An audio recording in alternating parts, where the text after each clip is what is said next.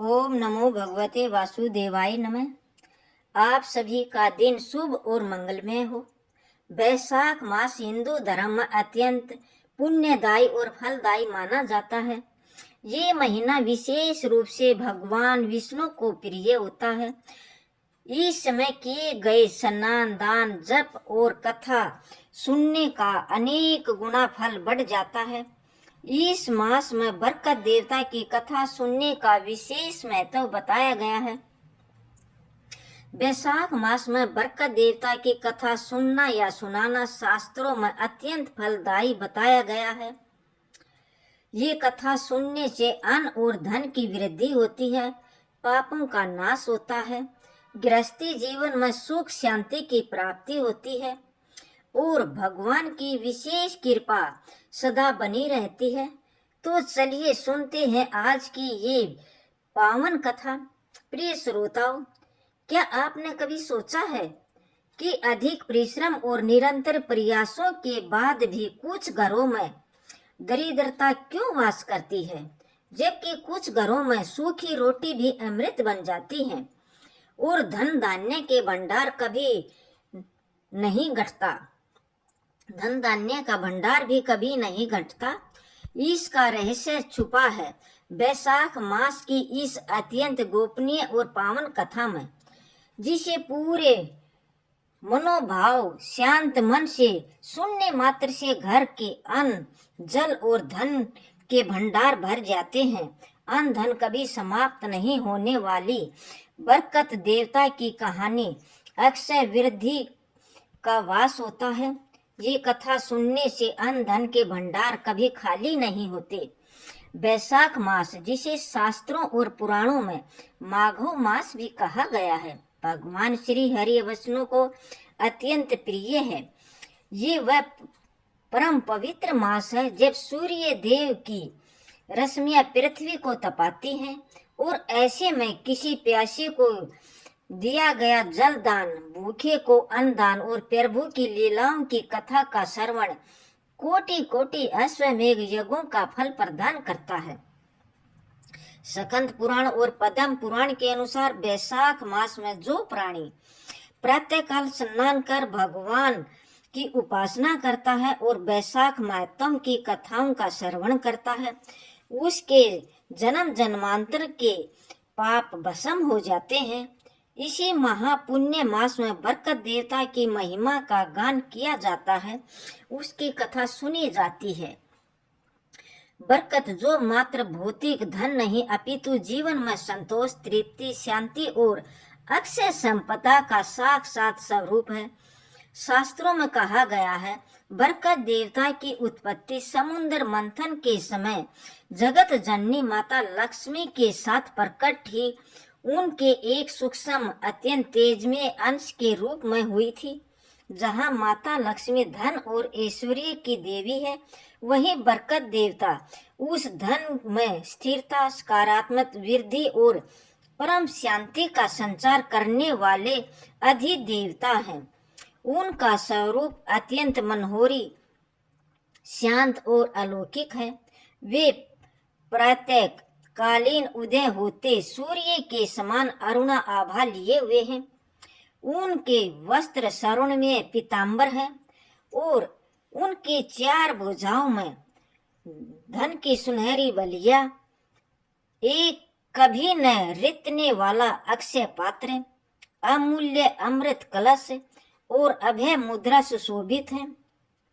उनका मुखमंडल सदैव एक सौम्य करुणापूर्ण मुस्कान के साथ प्रकाशित रहता है। उनके मस्तक पर केसर का तिलक, गले में वैजयंती माला और कानों में मकर कुंडल अपनी छटा बिखेरते हैं। उनके चारों ओर एक दिव्य स्वर्ण में आभा का घोर घेरा बना रहता है। बरकत देवता की ये विशेषता है कि वे किसी के मात्र पुकारने से नहीं आते, बल्कि वे उस घर में स्वयं अदृश्य रूप से खींचे चले आते हैं जहां स्त्रियों का सम्मान होता है, जहां अन्न का एक दाना भी व्यर्थ नहीं फेंका जाता और जहां ईश्वर के प्रति अटूट विश्वास होता है। वे कहते हैं, जहां सत्य पवित्रता, निस्वार्थ दान और धर्म का वास होता है। जहाँ अतिथि को साक्षात भगवान मानकर पूजा जाता है, वहाँ वे सदैव के लिए अपना आसन ग्रहण कर लेते हैं। बिना बरकत देवता की कृपा के कुबेर के समान विशाल खजाना भी क्षण भर में भस्म हो सकता है और उनकी कृपा से एक मुट्ठी अन्न भी सशस्त्र प्राणियों का पेट भरने में समर्थ हो जाता है। प्राचीन काल की बात है, मोक्षदायिनी अवंतिका नगरी के समीप नर्मदा नदी के तट पर एक छोटा सा गांव बसा हुआ था। इस गांव में धर्मदत्त नाम का एक अत्यंत सदाचारी, सत्यवादी और भगवत भक्त ब्राह्मण अपनी पत्नी सुमिति के साथ निवास करता था। धर्मदत्त की दिनचर्या प्रतिदिन ब्रह्म मुहूर्त में नदी स्नान, संध्या वंदना, सूर्य को अर्घ्य और श्री हरि के नाम के जप से आरंभ होती थी। उसकी पत्नी सुमिति भी अत्यंत पतिव्रता, धर्मपरायण और संतोष स्वभाव वाली स्त्री थी। उनके घर में धन और भौतिक सुखों का घोर अभाव था। कई बार तो ऐसी विषम स्थिति आ जाती थी कि दोनों पति पत्नी को एक दिन में केवल एक समय ही भोजन प्राप्त होता था।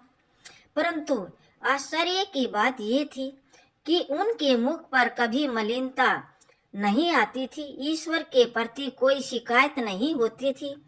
उनका दृढ़ विश्वास था कि भगवान नारायण जो दे रहे हैं वही उनका परम प्रसाद है। जो रूखी सूखी रोटियां या कंदमूल उन्हें प्राप्त होते, वे पहले अग्निदेव को आहुति देकर गौ माता और अतिथि का अंश निकालकर ही शेष अन्न को प्रसाद रूप में ग्रहण करते थे। उनकी छोटी सी मिट्टी की जर्जर कुटिया थी। एक अलौकिक शांति और दिव्य तेज का निरंतर वास था। उसी गांव में धर्मदत्त की कुटिया के ठीक सामने एक अत्यंत धनी परंतु घोर लोभी सेठ कृपानाथ का विशाल गगनचुंबी हवेली थी। कृपणनाथ के पास अपार धन, स्वर्ण मुद्राएं और अन्न धन के भरे हुए विशाल भंडार थे, परंतु उसका हृदय एक बंजर भूमि के समान था। उसके भव्य द्वार से कोई भी भिक्षु, साधु, भूखा प्राणी कभी एक मुट्ठी अन्न या एक घूंट जल लेकर नहीं लौट पाता था। वह धर्म, दान, पुण्य और ईश्वर की सत्ता का खुले सरेआम मजाक उड़ाया करता था। उसका वह अहंकार में डूबा माना था कि वह सब अकूत संपत्ति उसके अपने बुद्धि, चतुराई और छल कपट से अर्जित की है। इसमें किसी अदृश्य देवता या भगवान की क्या कृपा। हवेली में नित्य 56 प्रकार के स्वादिष्ट पकवान बनते, परंतु परिवार के सदस्यों में सदैव कलह, भयंकर रोग और गहरे असंतोष का वास रहता था। इतना अपार धन होने पर भी वे रात में मखमली सैया पर सुख की नींद नहीं सो पाते थे। उनके घर की तिजोरियां भरकर लक्ष्मी तो थी, परंतु बरकत देवता का वहां से कोसों दूर तक कोई नाता नहीं था। क्योंकि जहां अहंकार, लोभ और स्वार्थ अपनी जड़ें जमा लेता है, वहां बरकत का एक क्षण के लिए भी ठहरना असंभव हो जाता है। समय का चक्र अपनी निरंतर गति से घूम रहा था। संसार की निर्भरता और प्राणियों के कर्मों का फल देने के लिए प्राकृतिक ने एक कठोर परीक्षा की योजना बनाई। एक बार उस मलवा और अवंतिका के विस्तृत क्षेत्र में लगातार 3 वर्षों तक वर्षा की एक बूंद भी आकाश से नहीं गिरी। कल कल बहती नदियां सूखकर दरारें बन गई। गहरे कुओं का जल पाताल में चला गया। हरे भरे लहलाते खेत वीरान और बंजर भूमि में परिवर्तित हो गए। चारों ओर भयंकर हाहाकार और त्राही त्राही मच गई। मेवशी पशु पक्षी भूख से तड़प कर प्राण त्यागने लगे। इस भयंकर अकाल ने मृत्यु का विकराल रूप धारण करके अपने विनाशकारी पैर पसार लिए। अन्न का एक एक दाना स्वर्ण के आभूषणों से भी अधिक मूल्यवान प्रतीत होने लगा। बड़े बड़े धनवानों के भंडार खाली होने लगे। ऐसे कठिन और प्राणघाती समय में माधव मास अर्थात बैसाख का पवित्र मास आरंभ हुआ।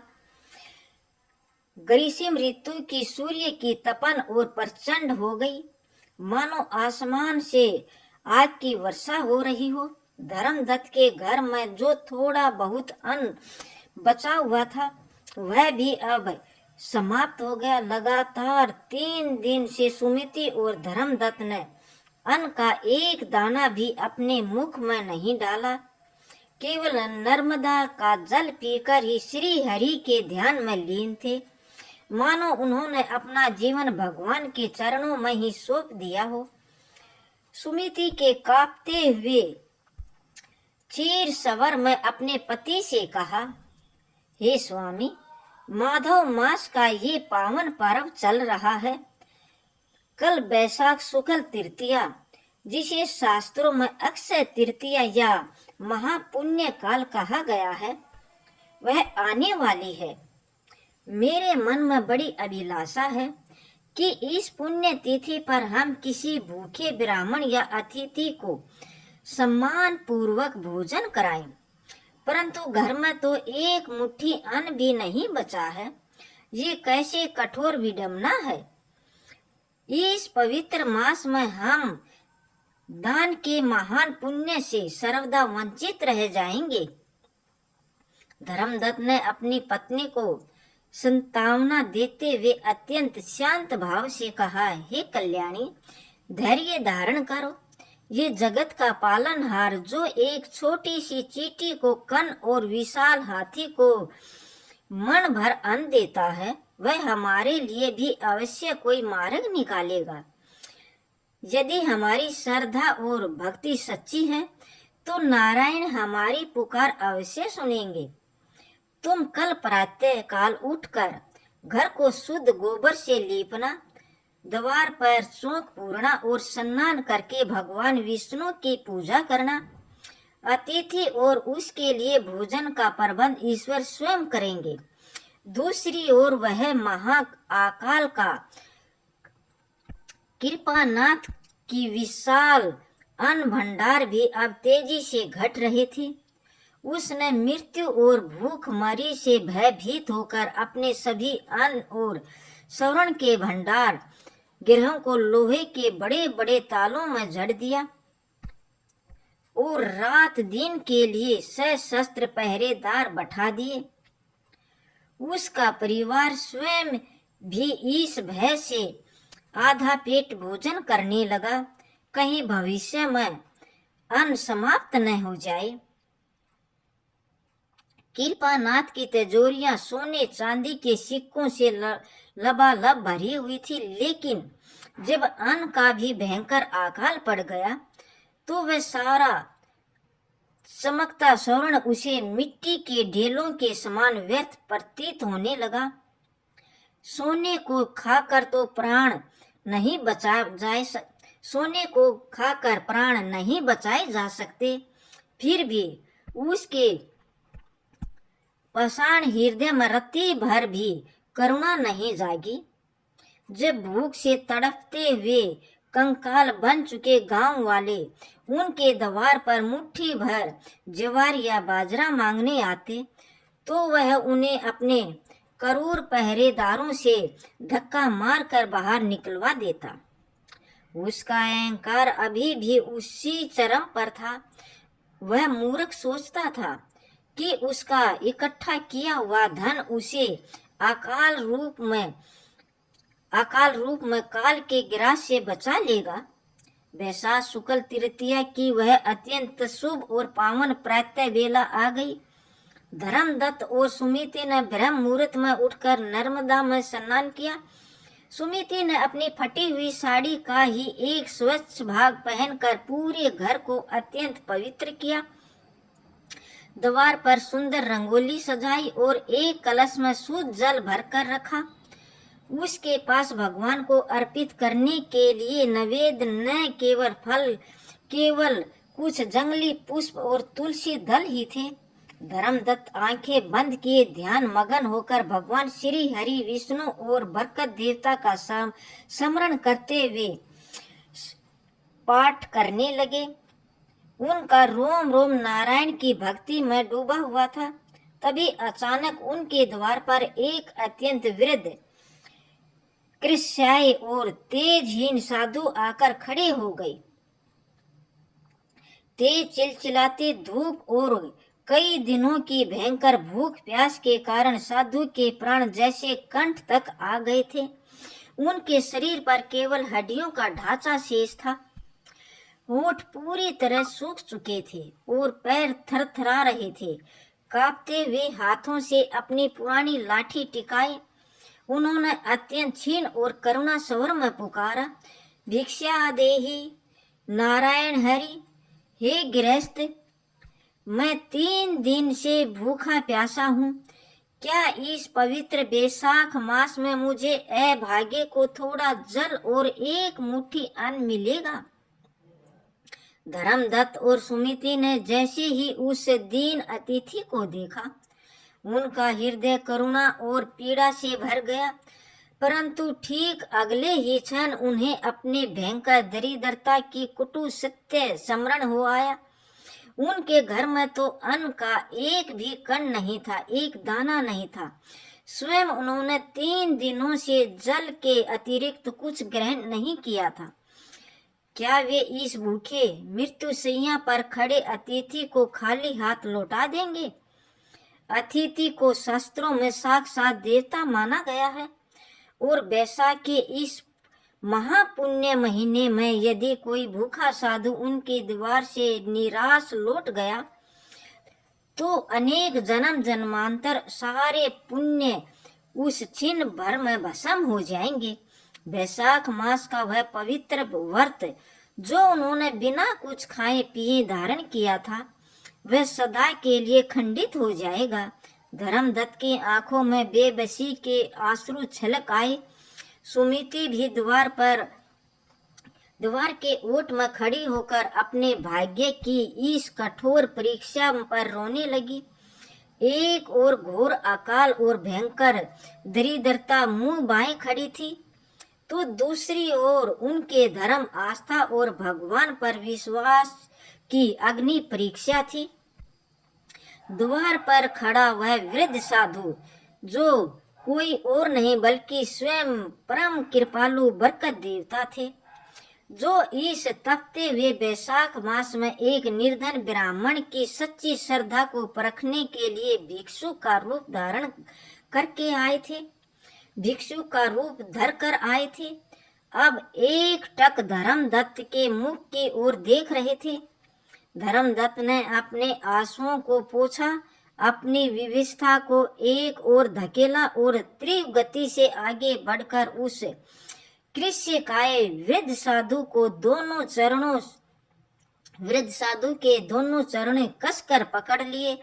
उसकी आंखों से झरते हुए आंसुओं ने साधु के धूल धूरित चरणों को भिगो दिया। हे महात्मा, हे देव, मेरे तो ओ भाग्य जाग गए, जो इस भीषण अकाल और त्राही त्राही के बीच बैसाख के इस परम पवित्र मास में मेरे इस गरीब नारायण के घर साक्षात नारायण अतिथि के रूप में पधारे हैं।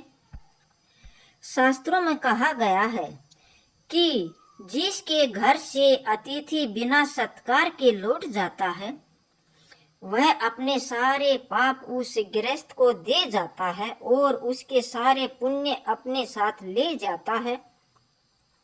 आप भीतर पधारे और मेरे इस सूने घर को अपने पावन चरणों से पवित्र करें। धर्मदत्त ने अत्यंत सम्मान पूर्वक उस वृद्ध साधु को अपनी कुटिया के भीतर लाया।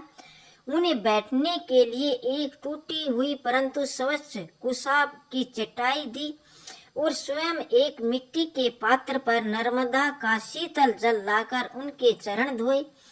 वह चरण अमृत उसने और उसकी पतिव्रता पत्नी सुमिति ने अत्यंत श्रद्धा के साथ अपने मस्तक और नेत्रों पर धारण किया। सुमिति अत्यंत भारी और कांपते कदमों से अपनी सोनी रसोई की ओर गई। वहां मिट्टी के बर्तन कई दिनों से खुरच कर साफ किए जा चुके थे। चूल्हे पर केवल ठंडी राख बची थी और अन्न के नाम पर एक तिनका भी नहीं था। वह रसोई में ही स्थिति भगवान श्री हरि विष्णु की एक छोटी सी शालीग्राम शिला के सामने घुटनों के बल बैठ गई और हाथ जोड़कर फूट फूट कर रोने लगी। हे माधव, हे केशव, हे दीनानाथ, मेरी लाज अब आपके ही हाथों में है। आप तो घट घट के वासी हैं। आप जानते हैं कि इस अकाल में हमारा क्या हाल है। मुझे और मेरे पति को चाहे इसी क्षण मृत्यु दे दो, हमें उसका कोई भय नहीं, परंतु मेरे द्वार पर ये भूखा और प्यासा अतिथि आज खाली पेट न जाए। यदि आज ये साधु बिना भोजन किए लौट गया तो मैं इसी क्षण अपने प्राण त्याग दूंगी। उसकी ये करुणा पुकार सुन उस सूनी कुटिया की दीवारों से टकराकर मानो सीधे बैकुंठ तक पहुंच रही थी। उस सूनी कुटिया की दीवारों से टकराकर मानो सीधी बैकुंठ तक पहुंच रही थी। इसी हृदय विद्रायक प्रार्थना के बीच सुमिति की दृष्टि अचानक रसोई के एक सबसे अंधेरे और दुर्गम कोने में रखी एक पुराने जालों से घिरे मिट्टी के मटके पर पड़ी, जिसे वर्षों से किसी ने छुआ तक नहीं था। सुमिति ने कांपते हाथों से जब उस धूल भरे मटके का ढक्कन हटाया तो उसने आश्चर्य और प्रसन्नता का कोई ठिकाना नहीं रहा। उस मटके के तल में एक मुट्ठी साठी का चावल और थोड़े से छिलके वाली मूंग के दाने पड़े थे। वह वास्तव में कोई चमत्कार या सुमिति की ही कोई वर्षों पुरानी संचित बचत जैसे वह पूरी तरह विस्मृत कर चुकी थी। परंतु उसी भीषण अकाल और अन्न के घोर अभाव के क्षण में वह एक मुट्ठी अन्न से कुबेर के खजाने और त्रिभुवन की सबसे बड़ी संपत्ति से भी अधिक मूल्यवान और पवित्र प्रतीत हुआ। सुमिति की आंखों से कृतज्ञता के आंसू बहने लगे। उसने मन ही मन नारायण को कोटि कोटि धन्यवाद दिया।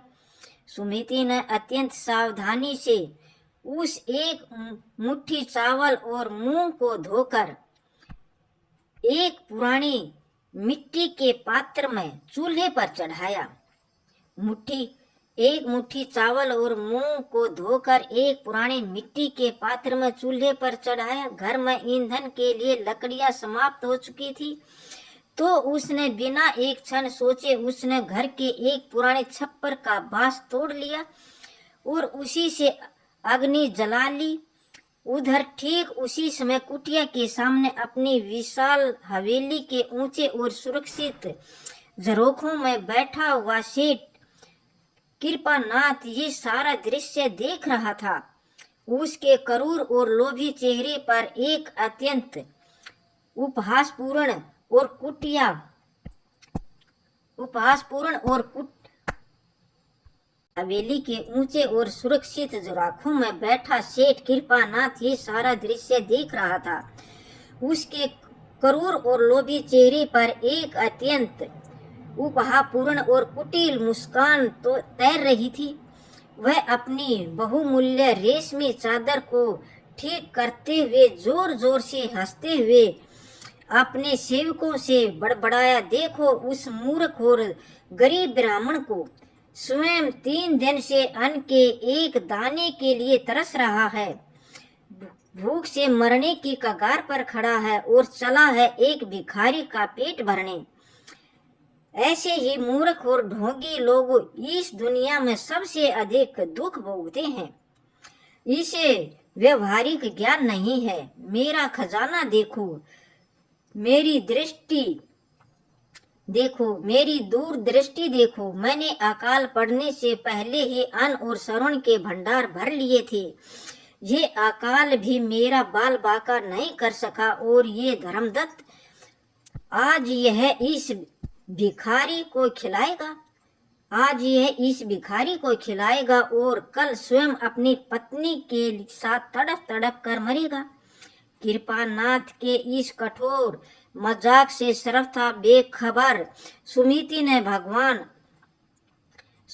ने भगवान अच्युत का पावन नाम जपते हुए वह खिचड़ी तैयार करी। श्री हरि का नाम जपते हुए खिचड़ी तैयार करी। उस खिचड़ी में डालने के लिए न नमक था, न हल्दी और न ही कोई सुगंधित मसाले, परंतु उसमें सुमिति की अटूट श्रद्धा, उसका प्यार, परोपकार की भावना और वैशाख मास के धर्म का अदृश्य परंतु अत्यंत शक्तिशाली अमृत अवश्य मिल गया था। खिचड़ी पककर तैयार हो गई। सुमिति के आंगन में लगे केले के वृक्ष से एक छोटा सा पत्ता काटा, उसे शुद्ध जल से धोया और उस पर वह साधारण सी खिचड़ी परोस दी।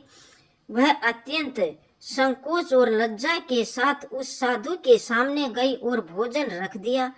उसने हाथ जोड़कर सिर झुकाते हुए कहा, हे मुनिवर, हम अत्यंत निर्धन और अभागे हैं। इस भयंकर अकाल में हमारे पास आपका सत्कार करने और आपको अर्पित करने के लिए केवल यही रूखा सूखा बिना नमक का अन्न शेष था। कृपा इसे ही प्रभु का महाप्रसाद मानकर ग्रहण करें और हमारी विवशता को समझते हुए हमारी भूल चूक क्षमा करें। साधु ने मुस्कुराकर एक बार सुमिति को देखा और फिर धर्मदत्त की ओर दृष्टि फेरी। उस वृद्ध और दुर्बल साधु की आंखों में अचानक एक ऐसा अलौकिक और तेज पुंज झलका जो ग्रीष्म ऋतु के मध्य और सूर्य की किरणों को भी माप दे रहा था। साधु ने भगवान विष्णु का स्मरण कर वैदिक मंत्र का उच्चारण किया और पहला गिलास अपने मुख में रखा। जैसे ही उन्होंने वह सादी खिचड़ी खाई, उनका मलिन मुखमंडल एक असीम तृप्त और अलौकिक आनंद से खिल उठा। वाह पुत्री, क्या स्वाद है! ऐसा स्वादिष्ट, सुगंधित और अमृत के समान भोजन मैंने कभी बैकुंठ में मेरा तृप्ति नहीं हुआ। मेरा तृप्ति है अपने पूरे जीवन में कभी ग्रहण नहीं किया। इसमें तो मानो साक्षात अन्नपूर्णा का वास है। साधु अत्यंत मगन होकर दोनों हाथों से भोजन करने लगे, परंतु उसी क्षण कुटिया में एक अत्यंत अद्भुत, अविश्वसनीय और रहस्यमयी घटना घटने लगी। साधु ने एक गिलास खाया, 2 खाए, 4 खाए। वे लगातार और अत्यंत शीघ्रता से खाते जा रहे थे, लेकिन उस केले के पत्ते पर रखे वह एक मुट्ठी खिचड़ी तनिक भी कम नहीं हो रही थी। जितनी खिचड़ी वे अपने हाथों से उठाकर मुख में डालते, ठीक उतनी ही खिचड़ी उस पत्ते पर दोबारा अदृश्य रूप में प्रकट हो जाती। केले का पत्ता किसी अक्षय पात्र की भांति व्यवहार कर रहा था। वह अन्न मानो स्वयं में अक्षय और अनंत हो गया था। धर्मदत्त और सुमिति दोनों आश्चर्य से अपनी आंखें फाड़ स्तंभ होकर वह अलौकिक दृश्य देख रहे थे। उन्होंने अपनी आंखों पर विश्वास नहीं हो रहा था। साधु ने पेट भरकर छककर भोजन किया, मानो उन्होंने जन्म जमांतर की भूख शांत कर ली हो। भोजन के पश्चात उन्होंने अत्यंत जोर से तृप्ति की डकार ली। जैसे ही साधु ने डकार ली, एक और महाअदृश्य हुआ। धर्मदत्त और सुमिति, जिन्होंने 3 दिन से जल की एक बूंद के अतिरिक्त कुछ ग्रहण नहीं किया था, उन्हें ऐसा प्रतीत हुआ मानो उनके पेट कंठ तक भर गया हो। उनकी 3 दिन की भयंकर भूख, कमजोरी और प्यास किसी जादुई और ऐश्वर्य तरीके से उसी क्षण छूमंतर हो गई हो। उनके चेहरे पर वह तेज लौट आया जो 56 भोग खाने वाले के मुख पर कभी दुर्लभ होता है। साधु ने उठकर जल से अपना मुख और हाथ धोए, फिर वे धर्मदत्त की ओर मुड़े। उनकी कमर जो अब तक झुकी हुई थी, वह एकदम सीधी हो गई। उनके स्वर में अब कोई दीनता नहीं थी, बल्कि एक सिंह जैसी गर्जना और देवदूत जैसी गंभीरता थी। उन्होंने धर्मदत्त के कंधे पर हाथ रखते हुए कहा, हे श्रेष्ठ पुण्य आत्मा ब्राह्मण, तुम्हारी परीक्षा पूर्ण हुई। तुम्हारे और तुम्हारी पत्नी के इस निस्वार्थ दान और धर्म पर अटूट विश्वास ने मुझे तुम्हारे प्रेम के पास में बांध लिया है और मुझे जीवन भर के लिए तुम्हारा ऋणी कर दिया है।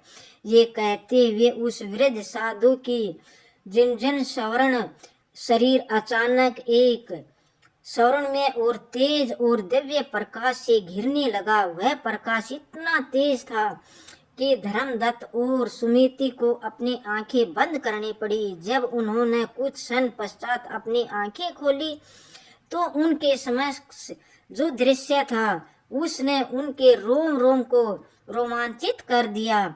वहां वह वृद्ध और भिखारी साधु नहीं था, बल्कि उनके स्थान पर एक अत्यंत तेजमय, अलौकिक और मनोहारी देव स्वरूप उपस्थित था। उनका वर्ण प्रातःकालीन उदय होते हुए सूर्य की अरुण आभा के समान दमक रहा था। पूरे कक्ष में एक दिव्य स्वर्णमय प्रकाश फैल गया था। वे अत्यंत मूल्यवान स्वर्णमय पीतांबर धारण किए हुए थे और उनकी 4 विशाल भुजाओं में क्रम धान की सुनहरी और लहलाती बालियां, एक कभी न रितने वाला अमृत में अक्षय पात्र, अमूल्य रत्नों से जड़ित अमृत कलश और अभय मुद्रा सुशोभित थी। उनके मस्तक पर केसर और कस्तूरी का दिव्य तिलक जगमगा रहा था और गले में सुगंधित परिजात पुष्पों की वैजयंती की माला अपनी अद्भुत छटा बिखेर रही थी। कुटिया का कण कण उनके दिव्य प्रकाश और अष्टगंध की सुगंध से महक उठा। ये कोई और नहीं, साक्षात बरकत देवता का प्रकट्य था। धर्मदत्त और सुमिति इस ऐश्वर्य और विराट स्वरूप को देखकर पूरी तरह से अभिभूत हो गए। उनके हाथ स्वस्थ ही जुड़ गए।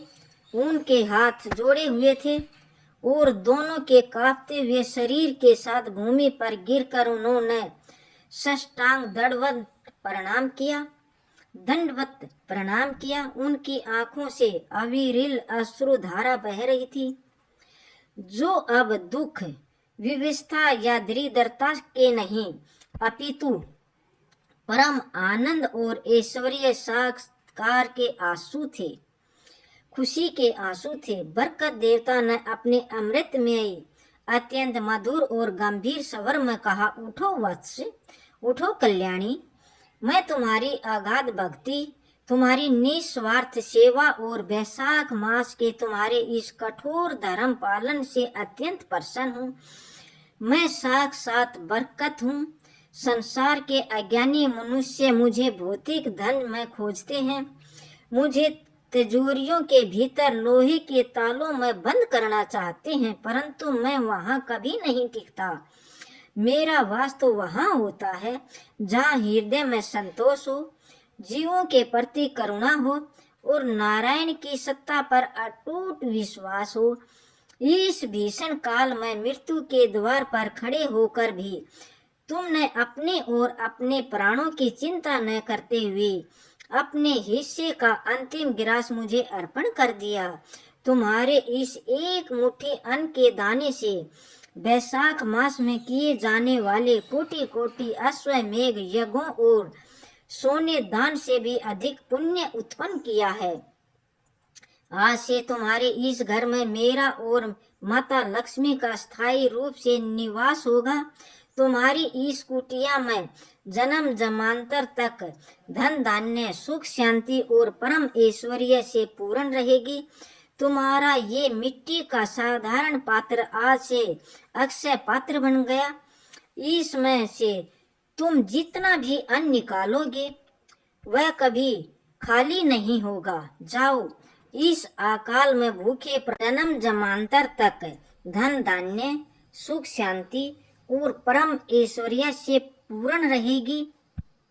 तुम्हारा ये मिट्टी का साधारण सा पात्र आज से अक्षय पात्र बन गया। इसमें से तुम जितना भी अन्न निकालोगे वह कभी रिक्त नहीं रहेगा, कभी खत्म नहीं होगा, वे खाली नहीं होगा। जाओ, इस अकाल में भूखे प्राणियों की रक्षा करो। जैसे ही बरकत देवता ने अपना ये परम आशीर्वाद दिया, वे एक दिव्य ज्योति से परिवर्तित होकर उसी अक्षय पात्र में समा गई और तभी से एक और महाचमत्कार हुआ। धर्मदत्त की वह जर्जर और मिट्टी की कुटिया पलक झपकते ही एक सुंदर सुदृढ़ और पवित्र भवन में परिवर्तित हो गई। घर के सभी पात्र शुद्ध अन्न और स्वर्ण मुद्राओं से छलकने लगे, परंतु ये धन किसी को रुलाकर कमाया गया नहीं, बल्कि बरकत युक्त धन था जो मन में केवल शांति परोपकार और ईश्वर भक्ति को जन्म देता है। धर्मदत्त और सुमिति ने उसी क्षण उस अक्षय पात्र से अन्न निकालकर अकाल से पीड़ित पूरे गांव वासियों के लिए एक विशाल सदाव्रत अर्थात लंगर आरंभ कर दिया। जो भी प्राणी उनके द्वार पर आता वह पेट भरकर स्वादिष्ट भोजन करके भगवान नारायण और बरकत देवता का गुणगान करते हुए आनंद से लौटता। वहीं दूसरी ओर सेठ कृपानाथ की हवेली भी प्राकृतिक और धर्म का कठोर न्याय अपना कार्य कर रहा था। उसी रात कृपानाथ के विशाल अन्न बन के भंडार गृहों से एक अजीब सी दुर्गंध उठने लगी। जब उसने घबराकर अपने बड़े बड़े लोहों के ताले खुलवाए तो उनके पैरों तले की जमीन खिसक गई। उसके सारे अन्न के भंडारों में रातों रात भयंकर रूप से घुन लग गया। दीमकों ने अपना साम्राज्य बना लिया और चूहों ने बोरियों को काट कर सारा अन्न मल मूत्र और मिट्टी में मिला दिया था। जो थोड़ा बहुत अन्न भी बचा था उसे काले विषैले फफूंदी से ढककर पूर्णतया सड़ चुका था। कृपानाथ छाती पीट पीट कर और बाल नोच नोच कर विलाप करने लगा। उसने अपनी तिजोरियों से मुट्ठी भर भर कर सोने की मुद्राएं निकाली और पागलों की तरह गांव में भागने लगा, फेंकने लगा। इससे सोने के बदले में मुझे कोई मुट्ठी भर अन्न दे दो। परंतु अकाल में उस भीषण समय में कोई भी उसका वह व्यर्थ का सोना लेने को तैयार नहीं था। सोने की मुद्राएं उसे जलते हुए अंगारों के समान प्रतीत होने लगी। उसकी सारी कुटिल चतुराई, उसका सारा अहंकार और उसका संचित किया हुआ धन पल भर में राख के ढेरों में बदल गया। भूख और भयंकर पश्चाताप की अग्नि में जलते हुए कृपानाथ को कठोर सत्य का सामना करना पड़ा कि धन इकट्ठा चतुराई हो सकती है, परंतु उस धन में बरकत और जीवन केवल भगवान की कृपा और धर्म के आचरण से ही आता है। बिना बरकत के कुबेर का खजाना भी खाली हो जाता है। कुबेर का खजाना भी मृत्यु से नहीं बचा सकता। बिना बरकत के कुबेर का खजाना भी मृत्यु से नहीं बचा सकता। अनंत में अपने और अपने परिवार के प्राणों को बचाने के लिए उस घमंडी कृपानाथ को अभी उस गरीब देवदत्त के द्वार पर एक भिखारी बनकर भिक्षा के लिए खड़ा होना पड़ा, जिसका उसने अपने बालकोनी से मजाक उड़ाया था। धर्मदत्त ने बिना किसी द्वेष, क्रोध और प्रतिशोध के उसे भी अत्यंत सम्मान पूर्वक भोजन कराया और उसके प्राणों की रक्षा की। प्रिय श्रोताओं, वैशाख मास की ये अत्यंत दुर्लभ और पावन कथा हमें जीवन का सबसे गहरा, सबसे प्रभावशाली और अटल सत्य सिखाती है।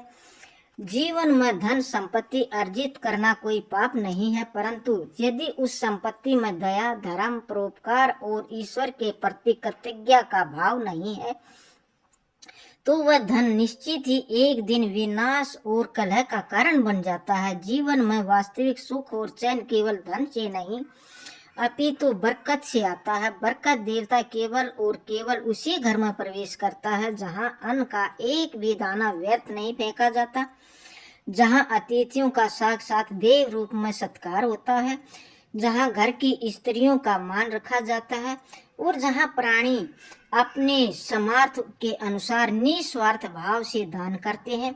विशेषकर वैशाख के इस परम पवित्र माघव मास में किया गया जलदान, अन्नदान, पादुका दान या किसी भूखे को कराया गया भोजन मनुष्य के जन्म जन्मांतर के संचित पापों को भस्म कर देता है और उसके घर की तिजोरियां तथा अन्न के भंडारों में स्थायी बरकत का आह्वान करता है।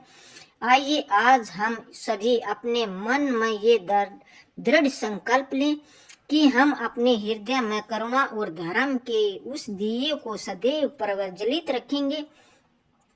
हमारे घर में जो भी रूखा सूखा या स्वादिष्ट भोजन पके, हम उसे सबसे पहले ईश्वर, गौ माता और किसी अभावग्रस्त प्राणी का अंश अवश्य निकालेंगे, ताकि बरकत देवता की असीम कृपा हमारे परिवारों पर सदा सर्वदा के लिए बनी रहे।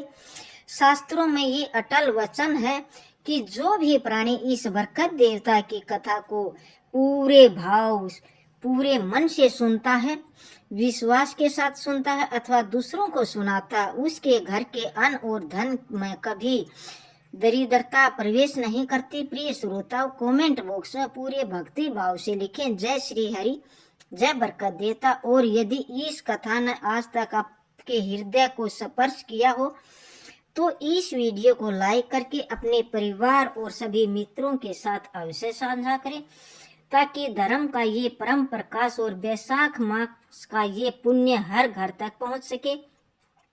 हमारे चैनल को सब्सक्राइब करना न भूले, ताकि ऐसी ही दुर्लभ, प्रमाणिक और पुण्यदायी पुरानी कथाओं आपको निरंतर प्राप्त हो सके। भगवान श्री नारायण और बरकत देवता माँ लक्ष्मी सभी के घरों में सुख, शांति और अक्षय भंडार बनाए रखे। हे बरकत देवता, जो ये कथा कही है अगर अधूरी हो तो पूरी करो, पूरी हो तो सम्मान दो। जय बरकत देवता। धन्यवाद दोस्तों।